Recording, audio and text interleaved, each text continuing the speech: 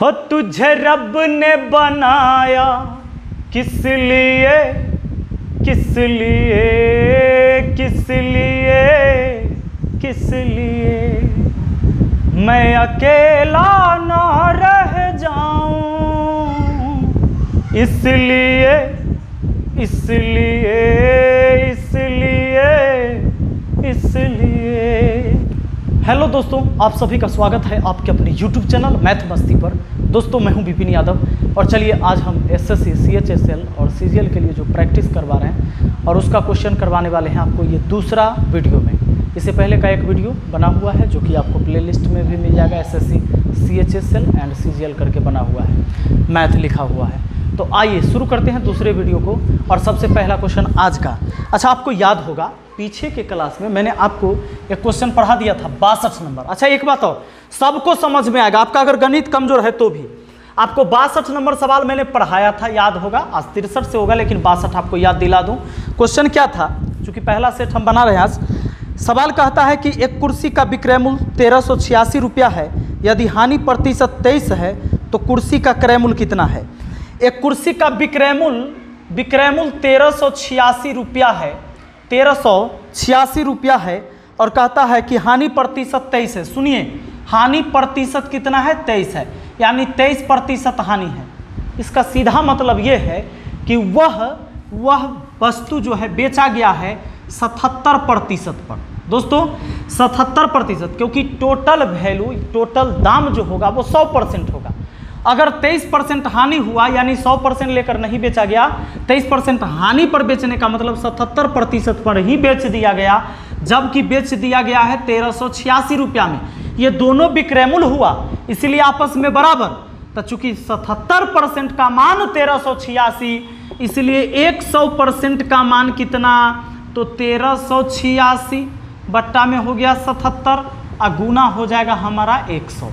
अब चलिए 77 से इसको काटिएगा तो 18 बार में कट जाएगा और 1800 रुपया हमारा हो जाता है उस वस्तु के 100% का दाम का वैल्यू, यानी कि उसका क्रय मूल्य हो गया 1800 रुपया। आइए देखते हैं अगले सवाल को। तो आज हमारा स्टार्ट हो जाएगा 63 से, ये 62 हो चुका था। 63 नंबर सवाल देखिए क्या कहता है। सवाल है हमारे सामने, कहता है कि एक कंप्यूटर का अंकित मूल्य 48,000 रुपये है तथा छूट 13% है। ग्राहक को कितनी अतिरिक्त छूट दी जानी चाहिए जिससे कंप्यूटर का मूल्य 39,672 रुपया हो जाए। एक कंप्यूटर का अंकित मूल्य 48,000 रुपया है। दोस्तों एक कंप्यूटर का MRP है 48,000 रुपया, ठीक है, और इस पर छूट मिल रहा है कितना का जानते हैं, 13% का। तो अगर आप चाहो तो छूट निकालो, आना तो 13 घटा के जितना आता है 87%, उसका मान निकाल दो, वो विक्रय मूल्य होगा। चलिए हम थोड़ा सा आराम से आपको बताते हैं, अच्छे से समझाते हैं। ये 48,000 का 13% छूट हो गया, तो प्रतिशत से 2 जीरो काट दीजिए, 1 जीरो लास्ट में, 13 8 104 के 4 हासिल 10, 13 चौका 52 10 62, यानी 6240 रुपया छूट हो गया दोस्तों।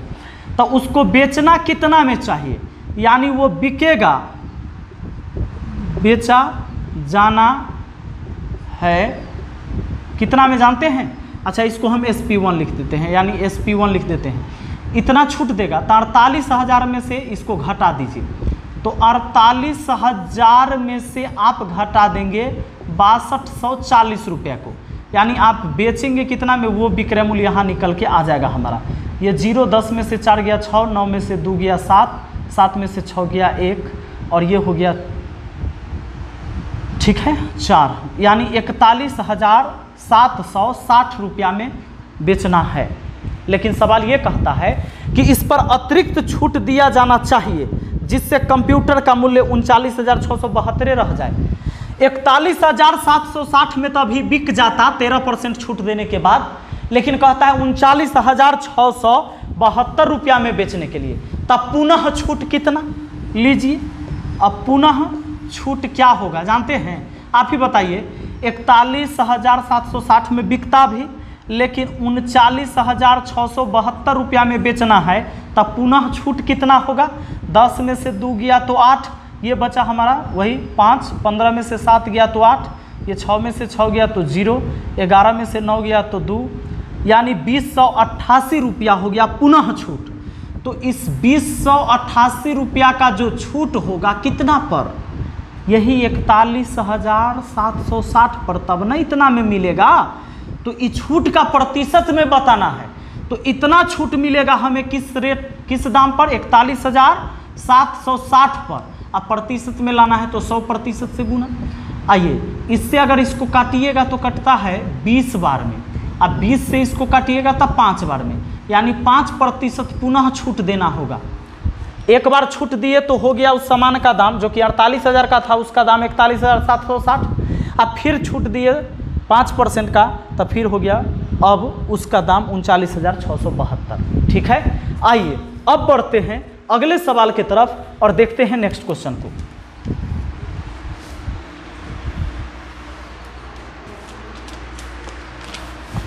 दोस्तों अगला सवाल 64 नंबर, और इसमें 2 कथन दिया हुआ है और कहा है कि कौन सा सत्य है। तो पहला कथन है हमारा √144 गुना है √36, और उसके बाद है लेस देन क्यूब रूट है हमारा कितना 125 और गुना है 121। दूसरा कथन इस सवाल में ये दिया हुआ है कि 324 है √अंडर गुना √49 है और ग्रेटर देन क्यूब रूट हमारा है 216 और गुना है √9। कहता है इसमें से कौन सा कथन सही है, दोनों या एक या दोनों में से कोई नहीं, ये बताना हमें। तो एक बात बताइए, 144 का 12 होता है, 36 का वर्गमूल 6 होता है, क्या छोटा होगा? 125 का 5 होता है, घनमूल है, और ये हाँ रूट लगा हुआ है तो 11 बचे हुआ ये 55, और ये हो गया 12 छके 72। क्या 72 छोटा होता है 55 से? नहीं, बिल्कुल गलत। इसमें देखते हैं, इसका वैल्यू आएगा 18, इसका 7, 18 7 126, इधर से इसमें से 6 आएगा क्योंकि इसका क्यूब रूट 6 हो जाएगा, इसका 3। हाँ 18 7 126 बड़ा होता है 18 से बड़ा होगा 126। दूसरा बिल्कुल सही है और केवल दूसरा ही सही है। इसका आंसर हमारा ऑप्शन बी हो जाएगा, क्योंकि ऑप्शन बी कहा है तब दीजिएगा जब केवल बी होगा। ठीक, आइए अगला सवाल देखते हैं। नेक्स्ट क्वेश्चन क्या कह रहा है भाई साहब? 65 नंबर सवाल है आपका, और ये सवाल बहुत ज़बरदस्त क्वेश्चन है, क्योंकि अगर आप एसएससी का एग्ज़ाम दे रहे हैं तो कुछ क्वेश्चन का लेवल अच्छा होता है, तो उसको आराम से पढ़ना पड़ेगा आपको। अगर आप चैप्टर वाइज मैथ नहीं पढ़े तो 1100 से ज़्यादा वीडियो मैंने अपने यूट्यूब चैनल पर अपलोड कर रखा है, आप सारे चैप्टर वाइज भी पढ़िए। अगर आपका गणित बहुत ज़्यादा कमज़ोर है बेसिक से, तो बेसिक से सीखने के लिए आप पार्ट 1 से देखिए किसी भी चैप्टर को। आगे बढ़ते हैं।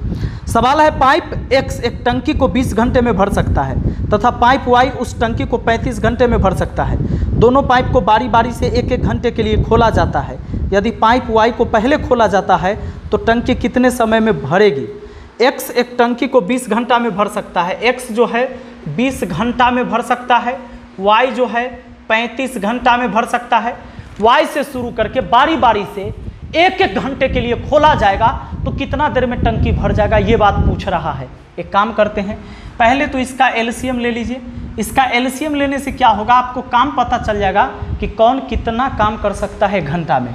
तो पहले देखिए 20 और 35 का एलसीएम लीजिएगा ना, तो ये काम की मात्रा निकल के आएगा 140। ये एलसीएम लिया गया है और इसको आप कुल कार्य कहिएगा कि 140 काम है मान लीजिए। यही 140 काम करने में इसको 20 घंटा लगता है और यही 140 काम करने में Y को 35 घंटा लगता है। तो दोस्तों X प्रति घंटा बताइए, 140 काम 20 घंटा में, 20 सत्ते 40, 7 काम। हाँ 140 काम 20 घंटा में, यानी 1 घंटा में 7 काम, और Y जो है 35 घंटा में 140 काम, तो 35 से भाग दीजिए 4 काम, यानी प्रति घंटा 4 काम करता है। ऐसे आपको सोच लेना है। अब पानी है तो आप सोच लो कि इतना लीटर भरा रहा है 140 लीटर, तो ये भरेगा 7 लीटर 1 घंटा में, ये भरेगा 4 लीटर। ऐसे हमने काम रख दिया इसको नाम है। अब क्या कहता है कि Y से शुरू करके बारी बारी से 1-1 घंटे के लिए काम करवाइए। काम कितना देर में होगा ये बता दीजिए। एक काम करिए, 1-1 घंटे के लिए बारी बारी से काम करवाना है ना, तो जब 2 आदमी हैं तो 2 घंटा ले लीजिए, तो दोनों से काम हो जाएगा 1-1 घंटा। अगर 3 आदमी रहे तो 3 घंटा ले लीजिए, 4 आदमी रहे तो 4 घंटा ले लीजिए, अगर 1-1 घंटे के लिए बारी बारी से करवाना है तो अगर 2 घंटा समय ले लेते हैं तो हमको पता है कि 2 घंटा में 7 और 4 11 काम हो जाएगा। हमको तो करवाना है भैया 140 ये 11 को कैसे कर सकते हैं? 11 में कितना से गुना कि 140 हो जाए। अगर डायरेक्ट अगर ऐसा कुछ होता, अगर मान लो 14 रहता, 10 से गुना करते 140 हो जाए तो कोई दिक्कत नहीं था। लेकिन अगर ऐसा नहीं है तो आप इसमें इतना ही से गुना करिएगा कि या तो इतना रहे ना तो इससे कम रहे। आप इसमें गुना कर लीजिए ना, अगर 13 से तो 143 हो जाएगा, 12 से करिए तब 12 से इधर भी करना होगा, क्योंकि मैथ का रूल है कि बराबर के उधर जितना से गुना उतना ही इधर से भी गुना। अब ये 12 दूना 24 घंटा हुआ, और ये देखिए 1 2 हटा के 1 2 हटा के 132 काम हो गया। आपको 140 काम करवाना है, 132 काम हो चुका है, 8 काम और बचा। काम की शुरुआत कौन करता है? y। तो y को फिर भेजिए पहले। अब y जाएगा और 1 घंटा में y 1 घंटा में 4 काम करता है। तो दोस्तों आप बताओ 132 और 4 कितना हुआ? 132 और 4 136, 4 काम और बचा है। अब आप जान लो आपके पास हो गया है 25 घंटा, अब बराबर इधर 136 काम। आपको करवाना है 4 काम, तो 4 काम ऊपर लिख लीजिए। आपको भेजना है अब x को, y जा चुका है, y भेज दिए, 1 घंटा कर लिया। 1 घंटा ना करेगा, 1 घंटा से ज़्यादा नहीं करवाना है लगातार। तो 1 घंटा कर लिया, 4 काम किया तो 136 हो गया टोटल काम 25 घंटा में। अब बचा है 136 हुआ, 140 करना था तो 4 काम बचा। x तो 1 घंटा में 7 काम करता है, 4 काम बचा हुआ है तो 1 घंटा नहीं लगेगा।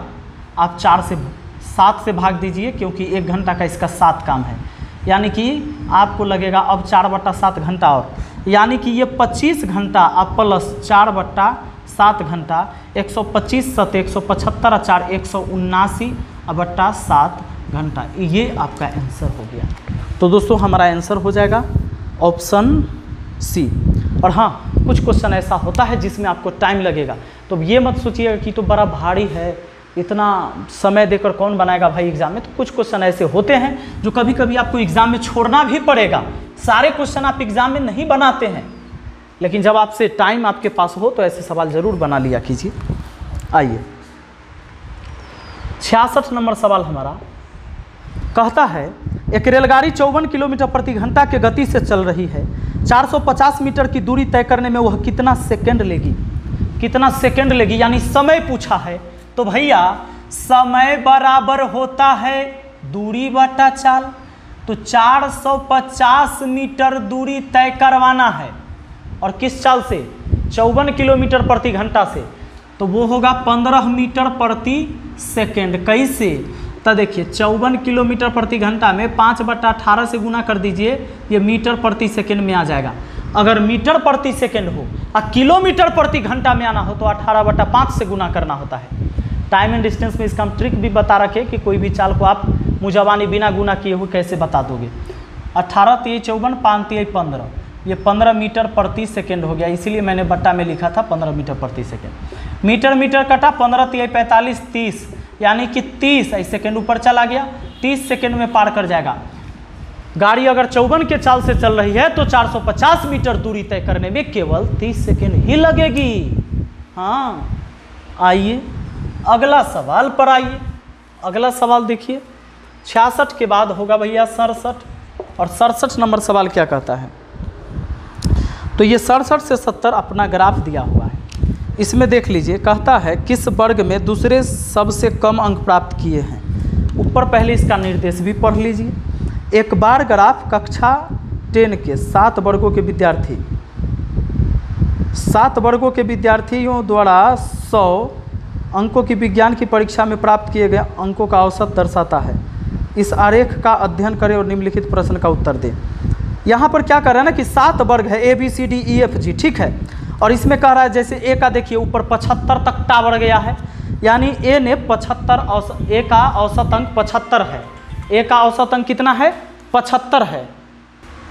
तो दोस्तों, और बी का देखिए औसत अंक 65 है, सी का 80 है, डी का 60 है, ई का 75 है, एफ का 45 है, जी का 50 है। सवाल कहता है किस वर्ग ने दूसरे सबसे कम अंक प्राप्त किए हैं। दूसरा सबसे कम अंक का मतलब सबसे कम वाला ना, सबसे कम से थोड़ा ज़्यादा, तो सबसे कम प्राप्त किया है एफ जो कि 45 से है, और दूसरा सबसे कम है 50 जो कि जी का है। तो कहता है किस वर्ग ने दूसरे सबसे कम अंक प्राप्त किए हैं, तो जी हो जाएगा ऑप्शन सी में। अगला सवाल बढ़ते हैं 68 नंबर पर।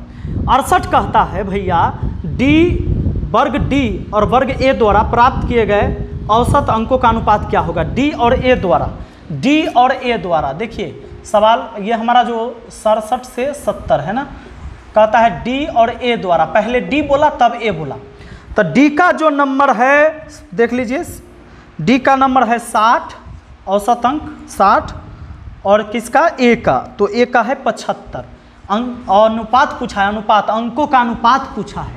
काट लीजिए 15 चौके 60, 15 पचे 75, 4:5 आपका आंसर। अगला सवाल, चलिए अगला भी देख लेते हैं। 67 68 हो गया। आइए 69 क्या कहता है। 69 कहता है वर्ग एफ के अंक वर्ग सी के मुकाबले कम थे। वर्ग एफ के अंक वर्ग सी के मुकाबले कम थे वर्ग एफ और सी में। एफ और सी में देखिए, एफ और सी में, तो वर्ग एफ का जो है सी के मुकाबले कम था, कितना कम था ये पूछता है।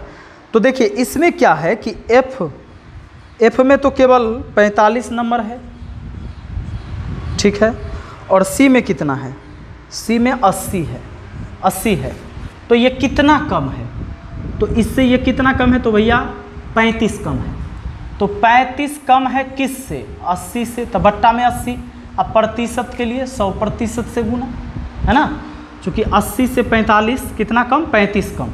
चलिए अब देखिए 0 से 0 काट दिया, 8 का आधा 4 हो जाएगा, 10 का आधा 5 हो जाएगा। अब अगर गुना करते हैं तो 35 पचे 30 पचे 150, पचे 25 175, 175 बट्टा 4, 4 चौका 16, 1 पर 5 15, तो 4 तियाई 12, शेष बचेगा 3 पर 0 30, 4 सत्ते 28, 4 पचे 20, यानी 43.75% कम है। 43.75% ऑप्शन डी हो जाएगा, ठीक है। आइए बढ़ते हैं अब 70 नंबर सवाल को देख लेते हैं। 69 के बाद हमारा होगा 70। दोस्तों 70 नंबर सवाल क्या कहता है, इसका कहना है यदि वर्ग ए के सभी छात्र में प्रत्येक ने अनुशासनहीनता के लिए 5 अंक गंवाएं तो उनके नए औसत अंक कितने कम हो जाएंगे। लीजिए सब विद्यार्थी ने 5 अंक गंवा दिया तो औसत में कितना के कमी, 5 के कमी, बस हो गया। जो कमी सभी में होगा वही कमी औसत में भी होगा, तो इसमें भी 5% की कमी हो जाएगा। प्रतिशत में है अगर तो ठीक है, 5 अंक गंवाए हैं तो नए औसत अंक कितने कम हो जाएंगे, तो 5 कम सबका हो जाएगा। ये हो गया आपका आंसर। अगर मान लीजिए ऐसा कहता है कि सभी खिलाड़ी का औसत आयु 20 वर्ष है, तो 8 वर्ष बाद उन सभी का औसत आयु कितना हो जाएगा, तो अभी 20 है ना, तो 8 जोड़ दीजिए, सबका 28 हो जाएगा। ऐसे ही तो जो सबके लिए कहा गया है वही कमी या वृद्धि पूरे के औसत में भी होगा। अगला सवाल हमारा होगा 71 नंबर। सवाल का कहना यदि एक आयत की एक भुजा की लंबाई और विकर्ण क्रमशः 7 सेंटीमीटर और 25 सेंटीमीटर है तो उसका परिमाप सेंटीमीटर में ज्ञात करें। सिंपल, एक आयत के बारे में चर्चा किया है कि एक आयत के एक भुजा की लंबाई 7 है। चलिए अब विकर्ण कितना है, विकर्ण हमारा ये कोना कोनी विकर्ण, ये भी विकर्ण होता है, तो ये विकर्ण अच्छा यहाँ सटना चाहिए सीधा, कोना कोनी विकर्ण दिया है कितना हमारा 25, और इसका परिमाप कहा है।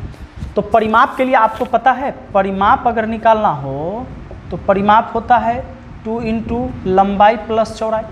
अच्छा ये 7 हम अपने मन से ले लिए हैं, कहा एक भुजा की लंबाई 7 और विकर्ण 25, क्योंकि बहुत कम था, बहुत ज़्यादा था, इसलिए हम सोचे कि चौड़ाई ये होगा। ठीक, अब 25 और 7 है तो ये वाला भुजा कितना, तो ये देखिए समकोण त्रिभुज के नियम से ये हो जाता है कर्ण, कर्ण के वर्ग में से लंब का वर्ग घटाए तो आधार निकल जाता है। अब आप क्या करेंगे, रूट अंदर 25 के स्क्वायर और माइनस ये 7 का स्क्वायर कर देंगे, तो 25 625 होता है और -7 के स्क्वायर 49 होता है। इसको घटाइएगा 576 हो जाता है, तो ये 24 निकल के आ गया, यानी ये भुजा 24 है, लंबाई 24 चौड़ाई 7, तो 2 × 24 प्लस 7, ये 2 गुना हुआ 31, 31 दूना कितना 62। आपका आंसर तैयार है 62, ऑप्शन सी। ठीक है, चलिए ठीक है, तो आगे बढ़ लेते हैं, देख लेते हैं अगला सवाल। कि तेरी मासूमियत ने हमें बंजारा बना दिया, क्यों मन भटके तेरी और बार बार। 72 नंबर सवाल है भैया। कहता है कि यदि एक नियमित बहुभुज में 5 भुजाएं हैं, इसके आंतरिक कोण का माप इसके बाहरी कोण के माप से कितना डिग्री अधिक होगा। एगो बात जान लीजिए, बहुभुज कोई भी हो, सभी बाह्य कोणों का योग 360 होता है, और कोई भी बहुभुज में जितना भुजा उतना ही कोण भी होता है। लीजिए सुन लीजिए दूगो बात, किसी भी बहुभुज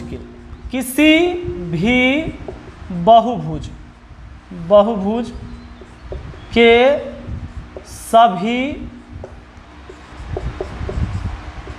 बाह्य कोण का योग 360 डिग्री होता है।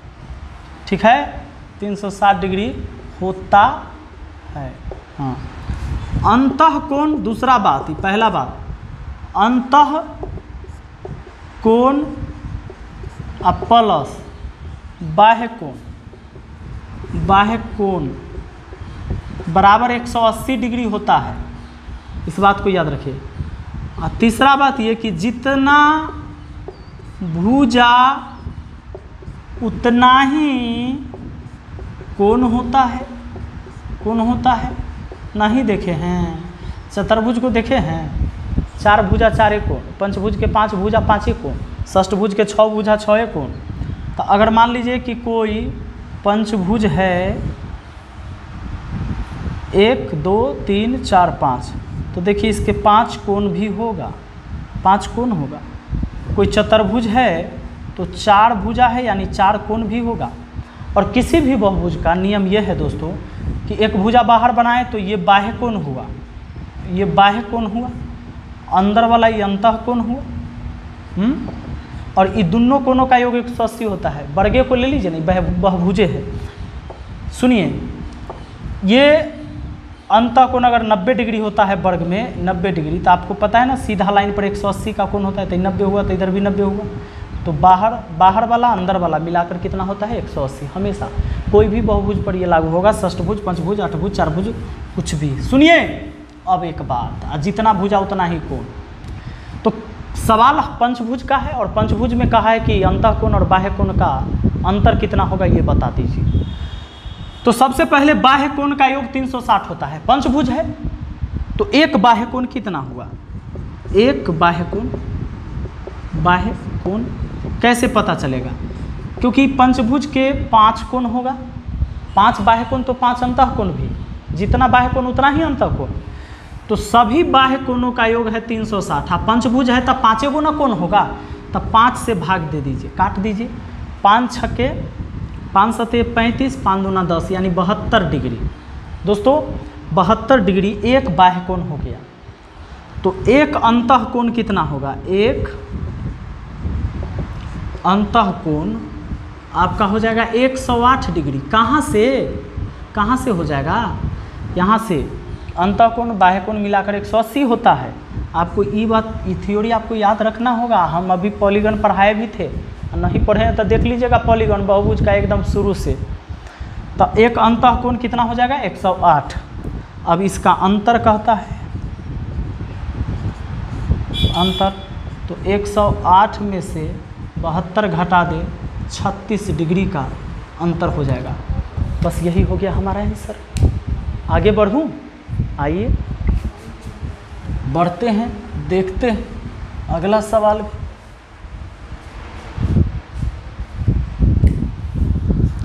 दोस्तों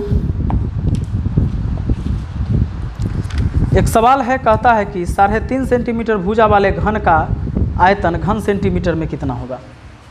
कोई घन है, यहाँ पर ध्यान दीजिएगा, तो आपको घन पता होगा, ये लीजिए आप वर्ग बना लो, ऐसे ही हम बना दे रहे हैं, आपको तो सब पते हैं।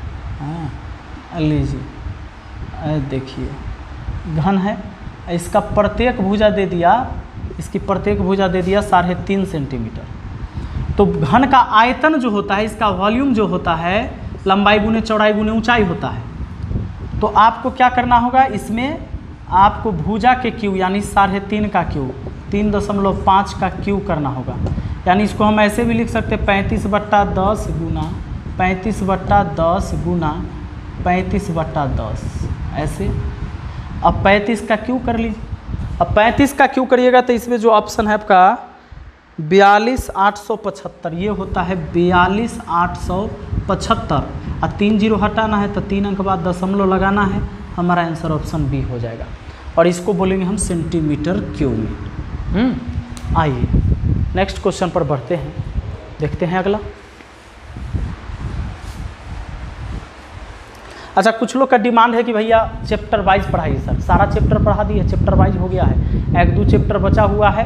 प्रोबेबिलिटी पढ़ाना है, परमुटेशन कम्बिनेशन पढ़ाना है, समांतर श्रेणी गुणोत्तर श्रेणी वाला पढ़ाना है, ठीक है।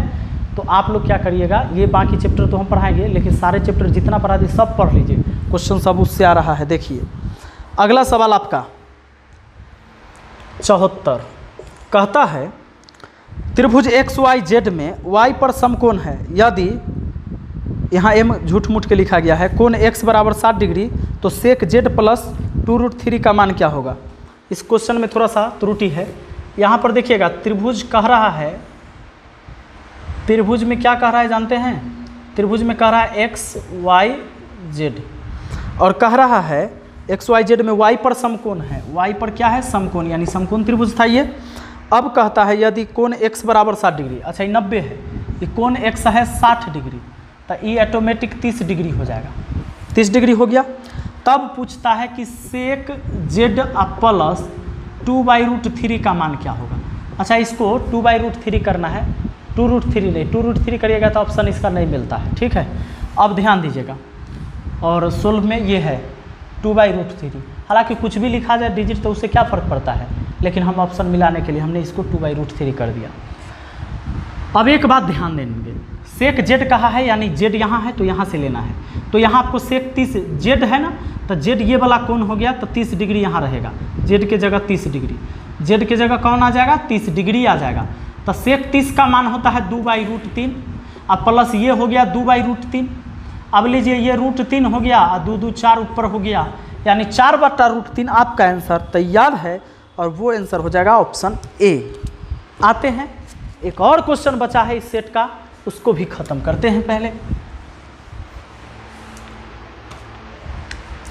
दोस्तों सवाल होगा 75 नंबर। ये प्रश्न क्या कहता है, कहता है कि त्रिभुज UVW में कोण V का माप 90 डिग्री है, यदि tan U 12/5 और UV बराबर 10 सेंटीमीटर, तो भुजा UV की लंबाई सेंटीमीटर में क्या होगी। सवाल का कहना है त्रिभुज UVW में कोण V का माप 90 डिग्री है। अच्छा एक 90 डिग्री इसमें भी है, यानी ये समकोण त्रिभुज है। कहता है UVW V का माप 90 डिग्री है, UV 10 सेंटीमीटर है, और फिर कहा है tan U बराबर 12/5। कहता है कि tan U बराबर है 12/5। सुनिएगा, tan थीटा होता है लंब बटा आधार, ध्यान दें। tan U कहा है, यानी यहाँ से कहा है, U यहाँ है ना, तो थीटा यहाँ लेना है। तो जब U यहाँ है U, तो इससे देखने से ये लंब कहलाएगा, यहाँ से ये थीटा लेने से लंब ये हो जाएगा, और थीटा अगर यहाँ इस कोण से अगर चर्चा होगा तब लंब ये होगा। तो यहाँ से लेने से लंब ये हो गया, आधार ये, कर्ण हमेशा फिक्स रहता है, कर्ण नहीं बदलता है, लंब आधार बदलते रहता है थीटा के हिसाब से, कोण के आधार से, कोण के हिसाब से। तो tan U, तो U से लंब ये हो गया, तो VW और नीचा में आधार, तो आधार ये बचा, लंब ये हुआ तो आधार ये, तो 10 रख देंगे। आई 12/5 है, ये है, इसके बदले ये रखा गया लंब बटा आधार, 5 दूना 10। अब VW बराबर हो गया भैया 12 दूना 24, तो ये हमारा हो जाएगा 24 सेंटीमीटर इसकी लंबाई VW की, यानी यहाँ से यहाँ तक की। तो मुझे उम्मीद है कि आपको आसानी से ये सारी चीज़ें समझ में आया होगा। ये सेट का पूरा क्वेश्चन खत्म हो गया 2 वीडियो में। अगली वीडियो हम लेकर आएंगे कल। और हाँ, अच्छा लगा है तो लाइक करिए, शेयर करिए, नए हैं तो चैनल सब्सक्राइब कर लीजिए। अगर पेड कोर्स आपको चाहिए मैथ मस्ती का तो आपको धुरीना ऐप पर अवेलेबल है, नीचे डिस्क्रिप्शन बॉक्स में आपको उसका लिंक मिल जाएगा, वहाँ से भी आप परचेज कर सकते हैं। यूट्यूब पर हमारा वीडियो लगातार अपलोड होता है, इसलिए चैनल को सब्सक्राइब कर लीजिए। अच्छा लगता है तो हमारी हौसला बढ़ाने के लिए लाइक कर सकते हैं। मिलते हैं अगली वीडियो में। Thank you, best of luck.